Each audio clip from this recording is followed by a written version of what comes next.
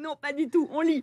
Donc vous n'êtes donc pas du tout footballeur, vous faites un sport beaucoup plus pacifique. Mais votre sport, vous, est plus pacifique. C'est plutôt le pen spinning en fait. Mais on va y revenir juste après. Mais c'est juste pour teaser un peu l'attention, attirer l'attention des spectateurs.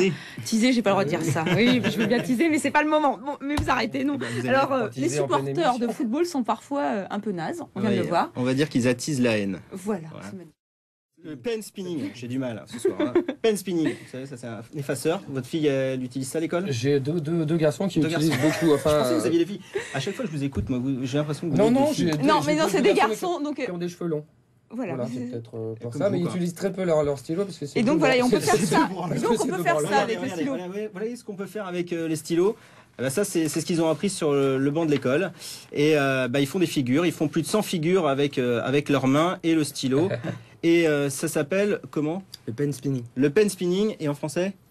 Le jonglage de stylo. Non, le tournage d'effaceur. Ou alors on avait trouvé majorette du stylo, mais je suis pas sûre que vous appréciez. Paul Ty est l'un des représentants français du jonglage de stylo. Il a créé la première école de jonglage de stylo par Internet. Et il va nous faire une petite démonstration. Vous pouvez nous montrer ce que c'est qu'un trick? Je vous donne le stylo, vous pouvez essayer si vous voulez. En fait, un trick, c'est une figure, quoi. Parce qu'il y a plein de figures. Il existe une centaine, peut-être même plus, mais je les connais pas toutes. Donc, je pense qu'il y en a, je sais pas, plus de 100 en tout cas. Donc, et un trick, par exemple, le trick de base. Il a l'air aussi doué que moi, Christophe. Wow. Le premier trick que j'ai appris, c'est celui-là autour du pouce. Ça s'appelle le thumb around, en fait, en anglais, quoi. Autour du pouce, quoi. On peut aussi faire le reverse. D'accord. Et aussi l'harmonique. L'harmonique, c'est l'enchaînement sans arrêt autour du pouce. Ça, c'est thumb around harmonique, en fait. Il y a aussi d'autres figures comme le. Non, mais alors, c'est la figure de Christophe Alévèque, elle connaît, comme ça, on fait comme ça, c'est super. Attends, il va nous faire une petite démonstration. Tu peux nous faire une démonstration de plusieurs figures en même temps?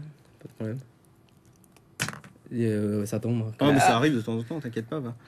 Mais on apprend ça comment? C'est-à-dire quand on s'ennuie au boulot Au début, j'ai commencé quand j'étais au lycée.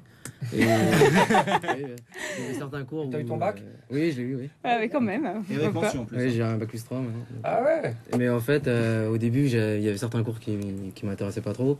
Et il y avait un élève de ma classe qui savait faire le thumb around, justement. Et donc, il nous l'a montré à tous les élèves de la classe. Et puis on a trouvé ça marrant et on a continué. Et puis chacun de notre côté, on a fait nos propres figures, des choses comme ça. Et puis il faut savoir qu'il y a des compétitions qui se jouent sur Internet. Par le biais des forums. En fait. Ouais, des webcams. Hop, chacun positionne sa webcam. Ils font C'est pas encore aux Jeux Olympiques quand même. Ça va pas tarder. Peut-être un jour, on sait pas. Mais... Il faut savoir qu'en Corée du Sud, il y a quand même 100 000 membres de ce petit jeu. Ouais. Ils jouent tous les soirs sur Internet et ils font des compétitions. Et puis bientôt, peut-être il y aura un championnat. C'est pas un jeu, c'est plutôt une passion, quoi. C'est une passion. C'est un art digital, dites-on. Voilà, c'est comme ceux qui ils ont des passions, jongler avec la balle. Voilà. Avec des stylos. Ouais, c'est impressionnant. C'est vrai que on va s'entraîner, parce que Christophe et moi, je crois qu'on n'est pas encore prêts pour faire du tournage d'effaceurs. Mais vous avez un grand sportif avec vous, parce que Christophe Alévèque, à un moment, a pensé traverser à la rame l'Atlantique, n'est-ce pas? Oui, c'est ça.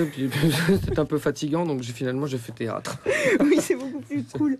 Mais qu'est-ce que vous avez contre Maud Fontenoy? Je n'ai rien.